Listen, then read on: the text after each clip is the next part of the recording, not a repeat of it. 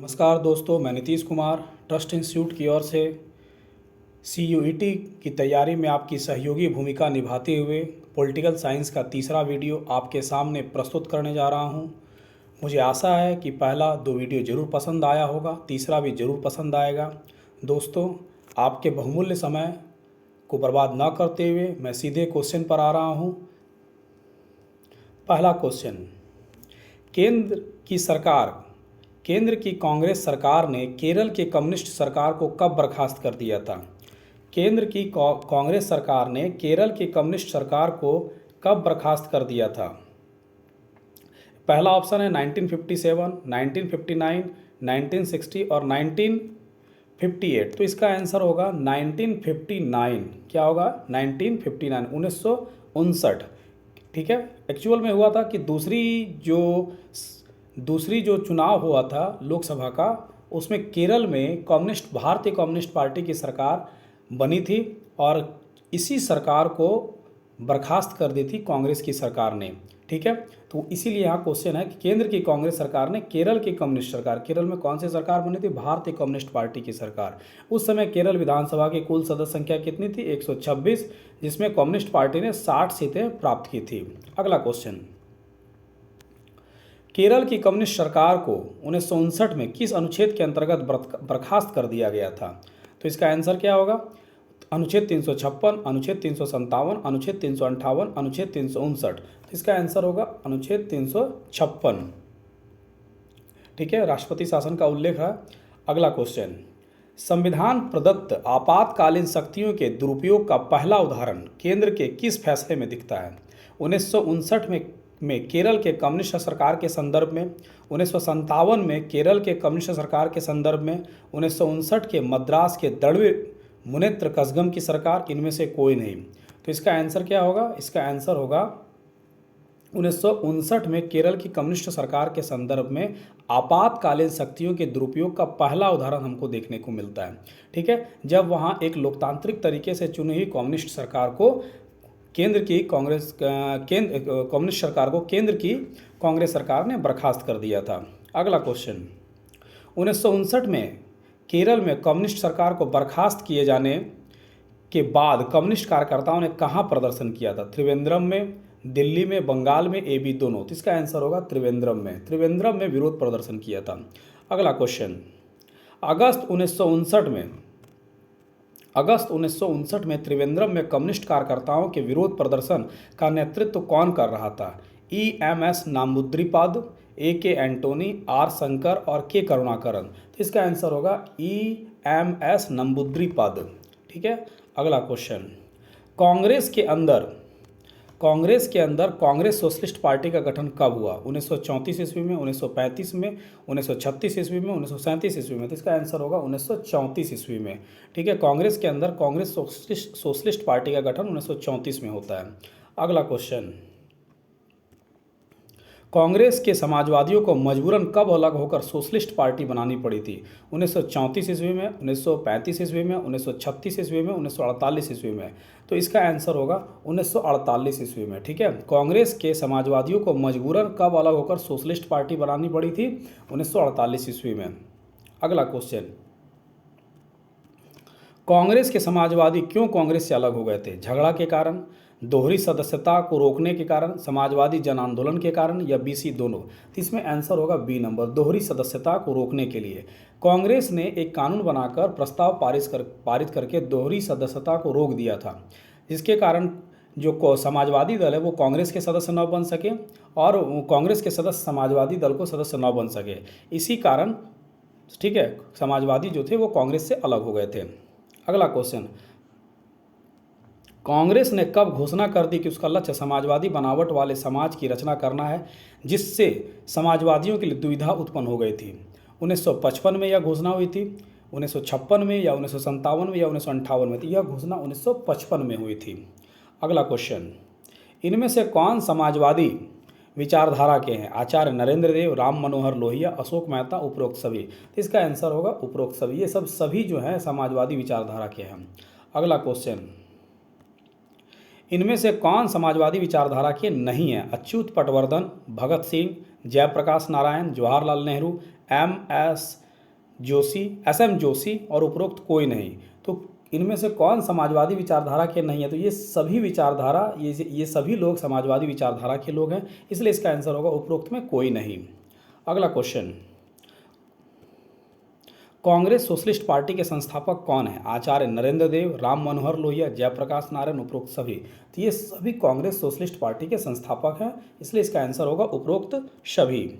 अगला क्वेश्चन, इनमें से कौन आज़ादी के बाद पहले सोशलिस्ट पार्टी का और बाद में प्रजा सोशलिस्ट पार्टी का नेतृत्व किया?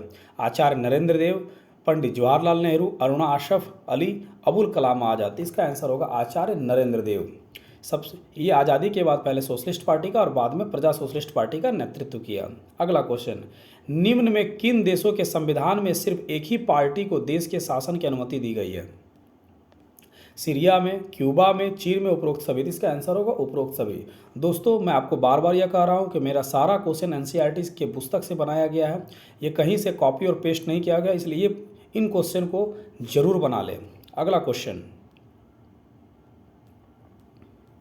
इनमें से किन देशों में एक पार्टी का प्रभुत्व कानूनी और सैन्य उपायों के चलते कायम हुआ? बेलारूस में, इरिट्रिया में, म्यांमार में, उपरोक्त सभी। तो इसका आंसर होगा उपरोक्त सभी। यहाँ पर जो एक पार्टी का जो प्रभुत्व बना है वो कानूनी और सैन्य उपायों के चलते हुआ है। ठीक है। अगला क्वेश्चन, कुछ समय के पहले तक किन देशों में एक पार्टी का प्रमुख तो रहा था? भारत में, मैक्सिको में, दक्षिण कोरिया, ताइवान, ए बी दोनों, इनमें से कोई नहीं। तो इसका आंसर होगा ए बी दोनों। ठीक है, इसका आंसर क्या होगा?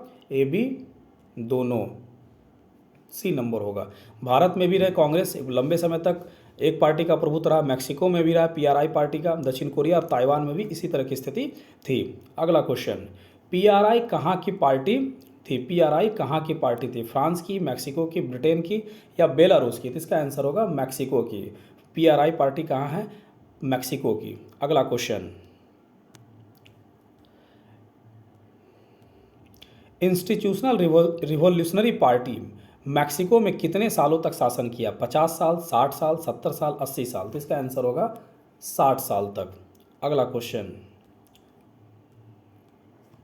इंस्टीट्यूशनल रिवॉल्यूशनरी पार्टी की स्थापना कब हुई? 1929 ईस्वी में, 1930 ईस्वी में, 1939 ईस्वी में, 1949 ईस्वी में? इसका आंसर होगा ए नंबर, 1929 ईस्वी में। अगला क्वेश्चन, इंस्टीट्यूशनली रिवॉल्यूशनरी पार्टी के किन संस्थापकों ने पार्टी पर कब्जा जमा लिया था? तो इसका आंसर क्या होगा? प्लूटार्को, इलियास, कैलास, मेगाबो, इलियास, कुजनेसो, इलियास या बीसी दोनों? तो इसका आंसर होगा प्लूटार्को, इलियास, कैलास। ठीक है, ये मैक्सिको की पार्टी थी, इंस्टीट्यूशनल रिवॉल्यूशनरी पार्टी, इसी संक्षेप में इसको पीआरआई कहा गया है। स्पेनिश भाषा में इस पार्टी को पीआरआई कहा जाता था। ठीक है, इंस्टीट्यूशनल रिवॉल्यूशनरी पार्टी ये मैक्सिको की पार्टी थी और इसी पार्टी पर प्लूटार्को, इलियास, कैलास ने बाद में कब्जा कर लिया था और इसे स्पेनिश भाषा में पीआरआई पार्टी कहा जाता था। अगला क्वेश्चन, पीआरआई पार्टी कब राष्ट्रपति चुनाव हार गई? ठीक है, 2000 ईस्वी में, 2001 में, 2002 में, 2003 में? तो इसका आंसर होगा 2000। ठीक है। अगला क्वेश्चन, किस पार्टी को मैक्सिकन क्रांति विरासत में मिली थी? सीआरआई, पीआरआई, एमआरआई, इनमें से कोई नहीं। तो इसका आंसर होगा पीआरआई। ठीक है, जिनको मैक्सिकन क्रांति विरासत में मिली थी। अगला क्वेश्चन, इंडिपेंडेंट लेबर पार्टी की स्थापना किसने की थी? डॉक्टर भीमराव अंबेडकर, पंडित जवाहरलाल नेहरू, जयप्रकाश नारायण, राम मनोहर लोहिया? तो इसका आंसर होगा doctor Bhimrao Ambedkar. Independent labour party की स्थापना डॉक्टर भीमराव अंबेडकर ने की थी। अगला क्वेश्चन, इंडिपेंडेंट लेबर पार्टी की स्थापना कब हुई थी? 1934 में, 1935 में, 1936 में, 1937 में? तो इसका आंसर होगा 1936 में। इंडिपेंडेंट लेबर पार्टी की स्थापना डॉक्टर भीमराव अंबेडकर ने 1936 में की थी। अगला क्वेश्चन, शेड्यूल कास्ट फेडरेशन की स्थापना किसने की थी? आचार्य नरेंद्र देव, डॉक्टर भीमराव अंबेडकर, महात्मा गांधी, ज्योतिबा फुले? तो इसका आंसर होगा बी नंबर, और doctor Bhimrao Ambedkar. Schedule caste federation की स्थापना 1942 में, ठीक है, 1942 में डॉक्टर भीमराव अंबेडकर ने की थी। अगला क्वेश्चन, शेड्यूल कास्ट फेडरेशन की स्थापना कब की गई थी? 1942 में, 1943 में, 1944 में, 1945 में? तो इसका आंसर जस्ट अभी मैंने बताया था 1942 में। अगला question, Republican party of India के योजनाकार कौन थे? पंडित जवाहरलाल नेहरू, डॉक्टर भीमराव अंबेडकर, मीनू मसानी, सुभाष चंद्र बोस? तो इसका आंसर होगा doctor Bhimrao Ambedkar. Republican party of India के योजनाकार, ठीक है, ये कौन थे? डॉक्टर भीमराव अंबेडकर। ठीक है, एक्चुअल में ये जो रिपब्लिकन पार्टी के थे ये योजना बनाए थे बनाने के लिए, लेकिन इसी बीच इनकी मृत्यु हो गई डॉक्टर भीमराव अंबेडकर की 1956 में, इसलिए यह काम अधूरा रह गया। अगला क्वेश्चन, संविधान के प्रारूप समिति के अध्यक्ष कौन थे? ठीक है, डॉक्टर भीमराव अंबेडकर, मोहम्मद सदुल्ला, के.एम. मुंशी, अल्लादी कृष्णा स्वामी अय्यर, ये सभी जो हैं प्रारूप समिति के अध्यक्ष। प्रारूप समिति में टोटल 7 मेंबर थे और ये सब सारे मेंबर जो हैं प्रारूप समिति के थे। तो लेकिन यहाँ क्वेश्चन पूछा गया अध्यक्ष, तो इसका आंसर होगा डॉक्टर भीमराव अंबेडकर। ठीक है, अगला क्वेश्चन, किस मुद्दे पर असहमति को लेकर डॉक्टर भीमराव अंबेडकर ने 1951 में मंत्रिमंडल से इस्तीफा दिया था? हिंदू मुस्लिम मुद्दे को लेकर, हिंदू कोड बिल को लेकर, मंत्रिमंडल में अच्छे पद को लेकर, उपरोक्त में कोई नहीं। तो इसका आंसर होगा हिंदू कोड बिल को लेकर मंत्रिमंडल से वो इस्तीफा दे दिए थे। ठीक है, डॉक्टर भीमराव अंबेडकर 1951 में। क्वेश्चन घुमा के भी आ सकता है कि डॉक्टर भीमराव अंबेडकर कब मंत्रिमंडल से इस्तीफा दिए? तो इसका आंसर क्या होगा? 1951 में। अगला क्वेश्चन, डॉक्टर भीमराव अंबेडकर किस वर्ष अपने हजारों अनुयायियों को लेकर बौद्ध धर्म अपना लिया था? 1956 ईस्वी, 1957 ईस्वी, 1955 ईस्वी, 1954 ईस्वी। तो इसका आंसर होगा 1956 ईस्वी। अगला क्वेश्चन, इसी साल इनकी मृत्यु भी हुई थी 1956 में। अगला क्वेश्चन, स्वतंत्रता के पश्चात गठित पहले मंत्रिमंडल में डॉक्टर भीमराव अंबेडकर को कौन सा पद दिया गया था? गृह मंत्री, वाणिज्य मंत्री, विधि मंत्री, श्रम मंत्री। तो इसका आंसर होगा विधि मंत्री। ठीक है, स्वतंत्रता के पश्चात। स्वतंत्रता के पूर्व जो 2 सितंबर 1946 में जो अंतरिम सरकार का गठन हुआ था, उसमें डॉक्टर भीमराव उस मंत्रिमंडल में शामिल नहीं थे, लेकिन स्वतंत्रता पश्चात जो मंत्रिमंडल गठन हुआ था उसमें उनको विधि मंत्री दिया गया था। अगला क्वेश्चन, स्वतंत्रता के पश्चात भारत के पहले मंत्रिमंडल में संचार मंत्री, खाद्य और कृषि मंत्री किसे नियुक्त किया गया था? Doctor Bhimrao Ambedkar, Jagjivan Ram, Rafi Ahmad Kidwai, doctor Rajendra Prasad. तो इसका आंसर होगा रफ़ी अहमद किदवई। अगला क्वेश्चन, कांग्रेस पार्टी का जन्म किस वर्ष हुआ था? 28 नवंबर 1885, 28 दिसंबर 1885, 28 जनवरी 1885, 28 अक्टूबर 1885। इसका आंसर होगा 28 दिसंबर 1885 को गोकुल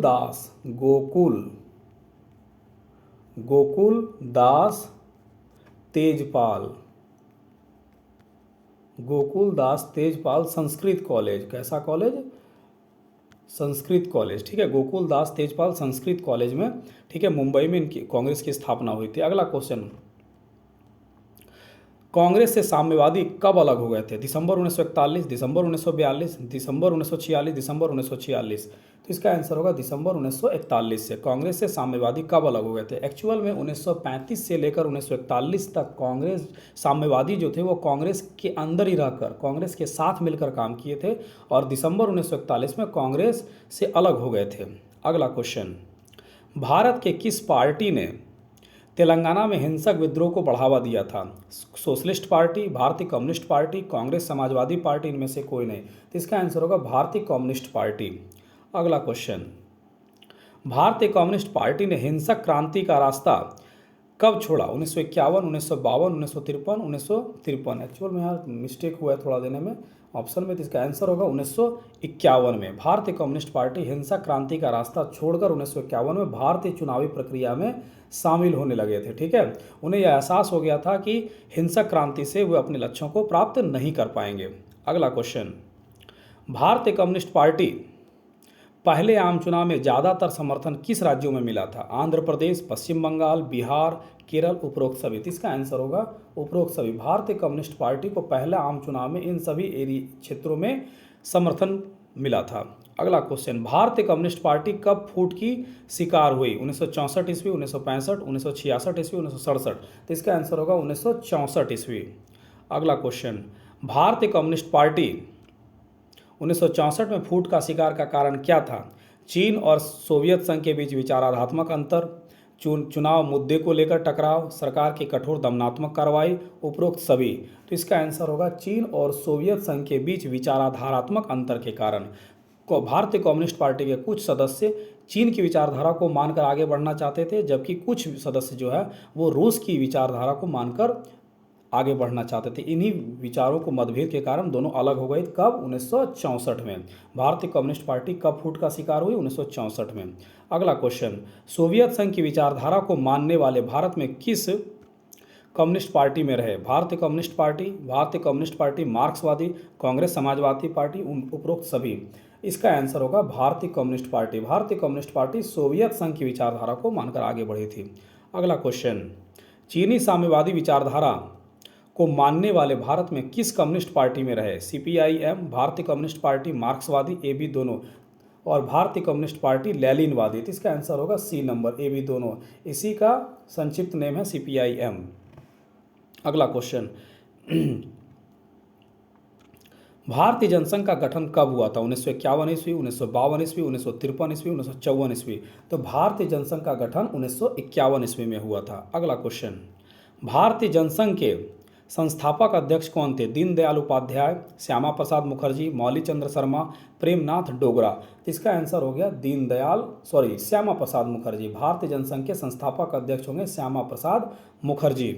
अगला क्वेश्चन, भारतीय जनसंघ की जड़ें किसमें खोजी जा सकती हैं? राष्ट्रीय स्वयंसेवक संघ में, हिंदू महासभा में, ए बी दोनों, या भारतीय जनता पार्टी में? तो भारतीय जनसंघ की जड़ें ये दोनों, इसका आंसर दोनों होगा, ए बी दोनों। भारतीय जनसंघ की जड़ें आपका आरएसएस में भी, राष्ट्रीय स्वयं संघ में भी और हिंदू महासभा में भी खोजी जा सकती हैं। अगला क्वेश्चन, भारतीय जनसंघ का चुनाव चिन्ह क्या था? कमल फूल, जलता हुआ दीपक, गुलाब फूल या तारा? तो इसका आंसर होगा जलता हुआ दीपक जनसंघ का। अगला क्वेश्चन, जनसंघ की विचारधारा के बारे में कौन सा कथन सत्य है? एक देश एक संस्कृति एक राष्ट्र का नारा जनसंघ ने दिया था। भारत पाकिस्तान को एक करके अखंड भारत का निर्माण, ये जनसंघ का नारा दिया था, जनसंघ ने नारा दिया था। अंग्रेजी को हटाकर हिंदी को राजभाषा बनाने का बात जनसंघ ने किया था।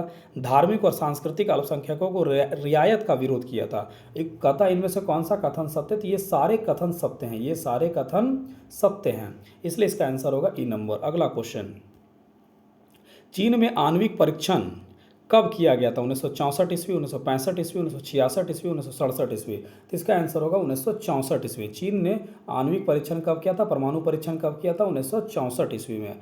अगला क्वेश्चन, 1952 के लोकसभा आम चुनाव में जनसंघ को कितने सीटें प्राप्त हुई थी? 3 सीटें, 4 सीटें, 5 सीटें, 6 सीटें? 1952 के लोकसभा आम चुनाव में जनसंघ को 3 सीटें प्राप्त हुई थी। अगला क्वेश्चन, 1957 के लोकसभा चुनाव में जनसंघ को कितनी सीटें प्राप्त हुई थी? 3 सीटें, 4 सीटें, 5 सीटें, 6 सीटें? तो इसका आंसर होगा 4 सीटें। ठीक है, 1957 में जनसंघ को कितनी सीटें? 4 सीटें, जबकि 1952 में 3 सीटें प्राप्त हुई थी। अगला क्वेश्चन, इनमें से कौन जनसंघ के नेताओं में शामिल हैं? श्यामा प्रसाद मुखर्जी, दीनदयाल उपाध्याय, बलराज मधोक, उपरोक्त सभी? तो ये सब सारे जनसंघ के नेता हैं, इसलिए इसका आंसर होगा उपरोक्त सभी। अगला क्वेश्चन, भारतीय जनसंघ के पहले महासचिव कौन हैं? श्यामा प्रसाद मुखर्जी, दीनदयाल उपाध्याय, बलराज मधोक, मौली चंद्र शर्मा? तो इसका आंसर होगा, क्योंकि भारतीय जनसंघ के पहले महासचिव हैं दीनदयाल उपाध्याय और ये संस्थापक अध्यक्ष थे श्यामा प्रसाद मुखर्जी। ठीक है दोस्तों, मेरे द्वारा किया गया प्रयास आपसे ये आशा रखता हूँ कि आपको पसंद आया होगा। मैं आप लोगों से गुजारिश करता हूं कि मेरे चैनल को अधिक से अधिक सब्सक्राइब करें और शेयर करें, ताकि इस चीज़ का लाभ अन्य लोग भी उठा सकें। आगे नेक्स्ट वीडियो में पुनः मैं उपस्थित होऊंगा। इसके लिए नमस्कार, धन्यवाद।